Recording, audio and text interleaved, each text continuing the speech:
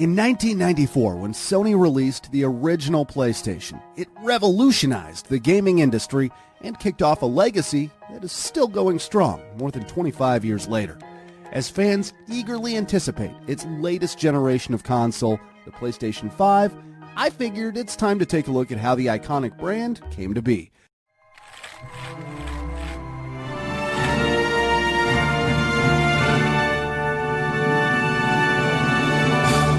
This is the evolution of PlayStation.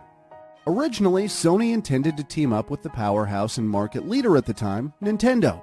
Rather than introducing their own console, Sony planned to create a CD-based add-on for the hugely popular SNES. But since Nintendo wanted full licensing rights, Sony backed out. Fun fact, a prototype of the console that was created by the partnership of Nintendo and Sony, also known as the Nintendo PlayStation, was sold for $360,000. Just imagine if Nintendo and Sony still worked together, and there would be the Nintendo PlayStation Switch. We could play God of War, Mario, and Zelda games all on the same console.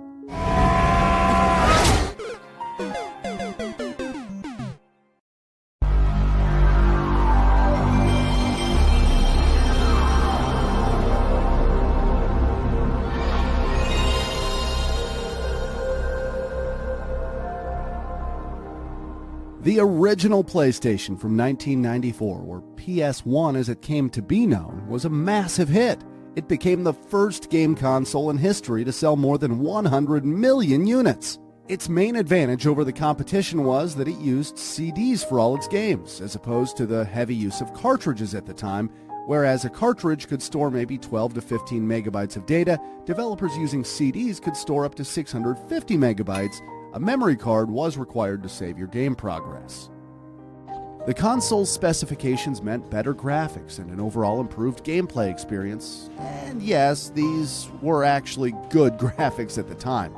As a result, successful franchises like Final Fantasy actually switched from Nintendo to PlayStation.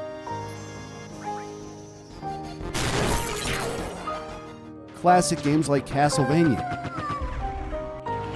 Crash Bandicoot, What have I got? Metal Gear Solid also attracted a wide audience and showcased the superior performance of the console.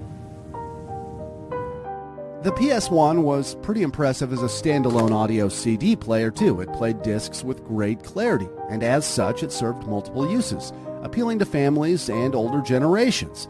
This tradition of dual purpose would be seen in later versions of the PlayStation, with the PS2 catering to DVDs and the PS3 serving as one of the cheapest Blu-ray players upon its release. Fun fact, did you know that the PlayStation controller was made much thicker than the flat controllers used by other consoles in order to feel more 3D? And that the symbols actually have a deeper meaning. The triangle refers to a viewpoint and the direction a player is headed. The square button indicates a piece of paper, which references the game's menu, while the circle and X buttons mean yes and no. Oh, and by the way, even though almost everybody calls it the X button, including me, its official name is the cross.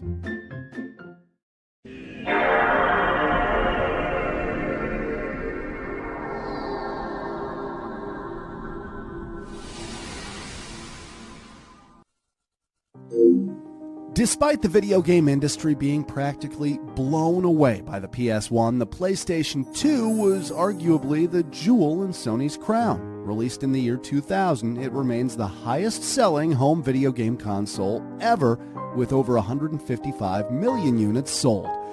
It seamlessly made the transition from CD to DVD, meaning it could be used to watch movies as well as play games, and allowed for offline play with high-definition 3D visuals.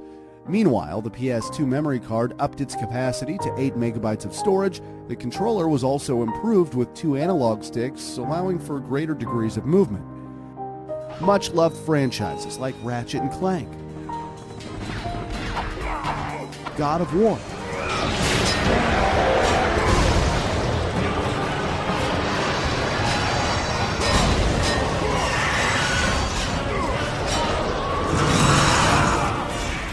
Jak and Daxter found their feet with the PS2. Don't let him get away! while already popular series such as Grand Theft Auto saw a huge boost with the console's heightened power.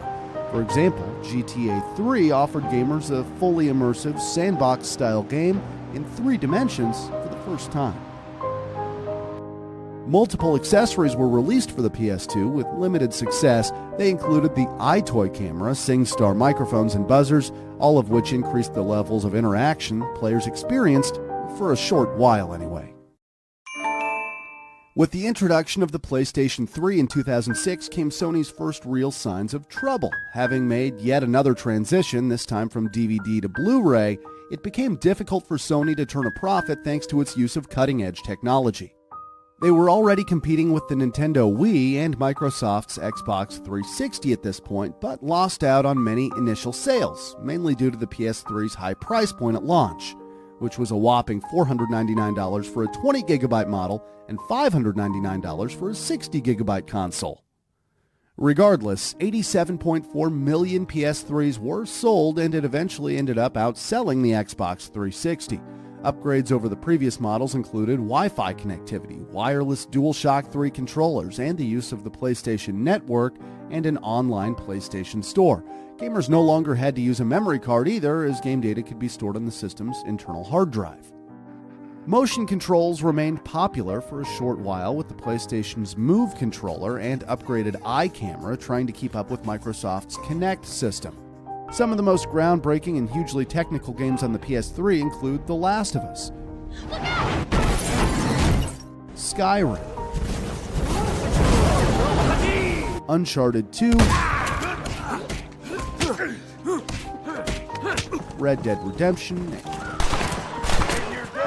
and Grand Theft Auto 5. Online gaming also became much more popular with games like Call of Duty Modern Warfare 2 and Ultimate Team and FIFA games. They pulled it back level with this goal. When it came time for the next iteration of game consoles in 2013, Sony had learnt their lesson and gained high praise and support after announcing the PlayStation 4 would be $100 cheaper than the new Xbox One. The PS4 sold 1 million units within its first day, setting a record for the fastest-selling console in a 24-hour period.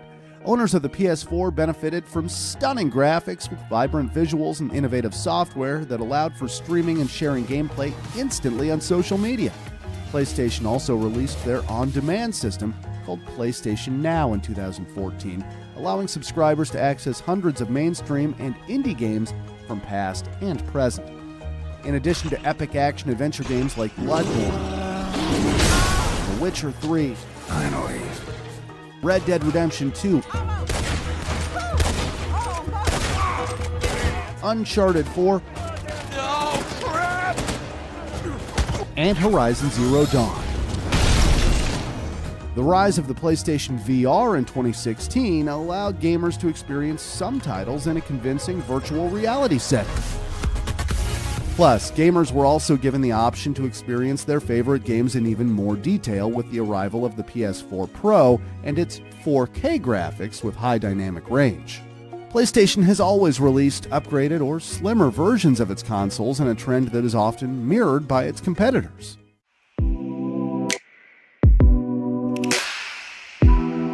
And finally, scheduled to launch in late 2020 is the PlayStation 5. Designs for the futuristic model have recently been released, but at the time of writing, no price point has yet been confirmed.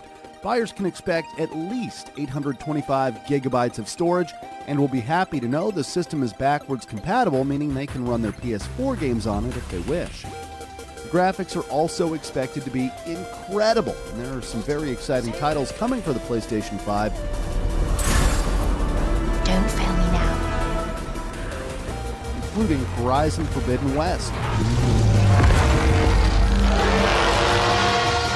will be ready. Ratchet & Clank Rift Apart.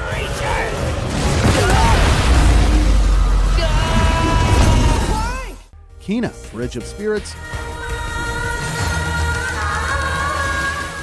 Assassin's Creed Valhalla.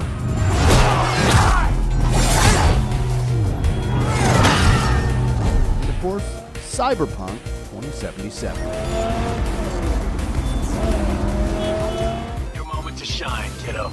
Good luck. Unlike failed video game companies of the past like Atari, it appears as though PlayStation will continue to dominate the scene for some time to come. And that's fine by me. If you enjoyed this episode, please leave a like, and if you're new around here, why not take a second to subscribe and hit the bell icon.